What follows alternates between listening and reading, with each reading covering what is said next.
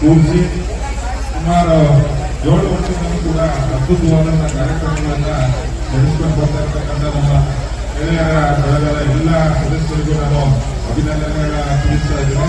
ಇದೇ ರೀತಿ ಮುಂದಿನ ದಿನಗಳಲ್ಲಿ ಊರಿನಲ್ಲಿ ಎಲ್ಲರೂ ಕೂಡ ನನ್ನದೊಂದು ಸಲಹೆ ಭಾವನೆ, ದಯವಿಟ್ಟು ಕೇವಲ ಗಣೇಶ ಇನ್ನು 2 ದಿವಸ 3 ದಿವಸ ಆಯ್ತು ಅನ್ಬೇಕಾದ್ರೆ ಯಾವ್ದೇ ಕಾರಣಕ್ಕೂ ಇನ್ನೂ ತಿಂಗಳು ಇರ್ಬೇಕಾದ್ರೆ ಎಲ್ಲರೂ ಕೂಡ ಊರಲ್ಲಿ ಎಲ್ಲರೂ ಒಂದಕ್ಕೆ ಸೇರ್ಕೊಂಡು ಊರಿನ ಎಲ್ಲ ಜಾತಿ ಜನಾಂಗದವರು ಸೇರಿ ಒಂದಕ್ಕೆ ಇಟ್ಟರೆ ಇದಕ್ಕಿಂತ ಇನ್ನೂ ಹೆಚ್ಚಿನ ಅದ್ದೂರಿಯಾಗಿ ನಾವು ಕಾರ್ಯಕ್ರಮವನ್ನ ಮಾಡ್ಬೋದು.